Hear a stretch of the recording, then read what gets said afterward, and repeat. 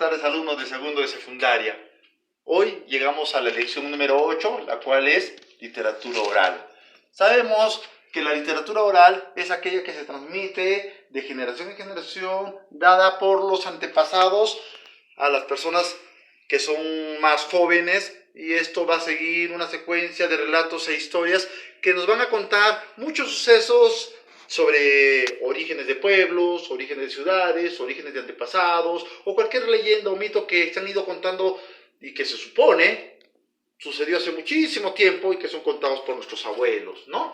Entonces, dentro de estas historias que generalmente se cuentan y son transmitidas por el tiempo, aparecen lo que son las leyendas, los mitos, los cuentos populares y algunos otros poemas que son repetitivos, cantados y dichos por la gente mayor. ¿Y qué características tienen generalmente estas historias que pertenecen a la literatura oral? Pertenecen a un contexto sociocultural específico porque nos retratan la historia o el desarrollo de un evento específicamente que pertenece a un determinado territorio. Se transmite a los hijos, como ya les vine explicando, esto de generación en generación, y los abuelos transmiten a sus hijos y estos a sus hijos y así sucesivamente, sin importar el tiempo.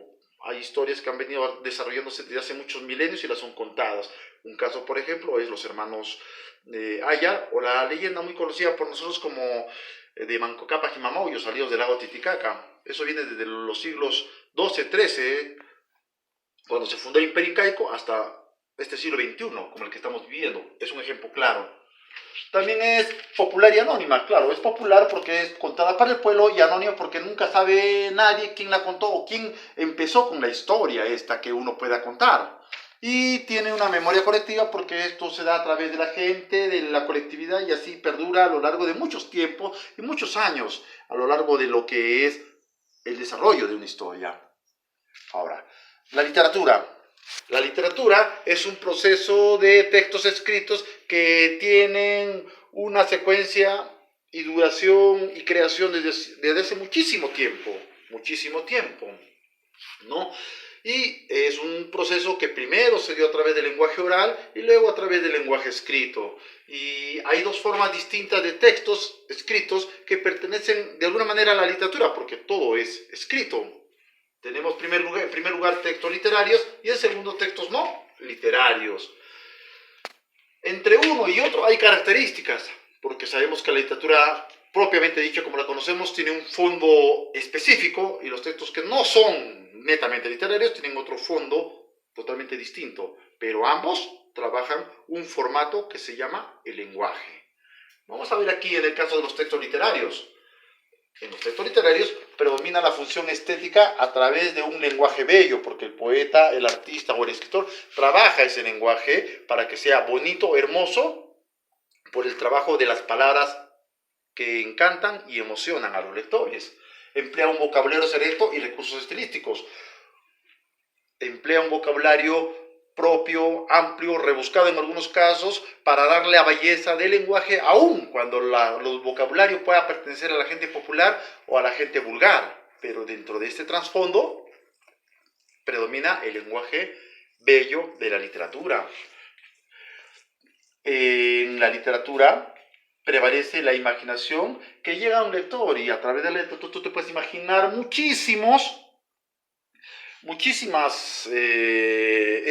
escenarios, pueden ser reales, futuristas o del pasado, pero la imaginación está allí porque todo ello procesa un texto literario. Y dentro de los textos literarios destacan los mitos, la leyenda, los cuentos, la fábula, las novelas y los dramas, como en el caso del teatro. Sin embargo, cuando analizamos y vemos las características que tiene un texto no literario, vamos a ver que estos utilizan un lenguaje sencillo, claro y directo. No van con un lenguaje bello y armonioso que encante a un lector. Al contrario, es un lenguaje directo porque va a informar algo al lector. También tiene significados con palabras que expresan la realidad tal cual es, sin darle tanto rodeo y sin ir más allá de una imaginación que no pretende el texto no literario.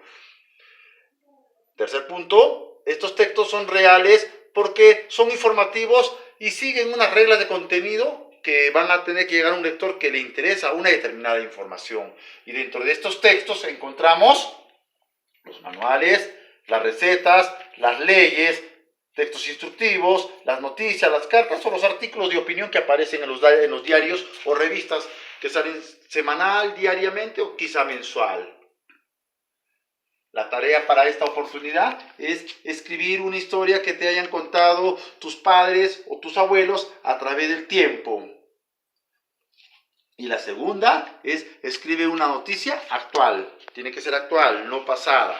Bien, todo esto lo vas a desarrollar en tu cuaderno de lenguaje, transcribirlo allí y hacer la tarea también del mismo modo. En el caso de hoy trabajaremos lecturas que posteriormente te voy a dar a conocer en las fotos respectivas para que puedas también transcribir esas lecturas en lo que hoy toca trabajar literatura. Allí te daré las indicaciones correspondientes. Muy bien, esto es la clase de hoy. Copien, entiendan la diferencia de lo que acabo de explicar y quédate en casa. Nos vemos hasta otra oportunidad. Hasta luego.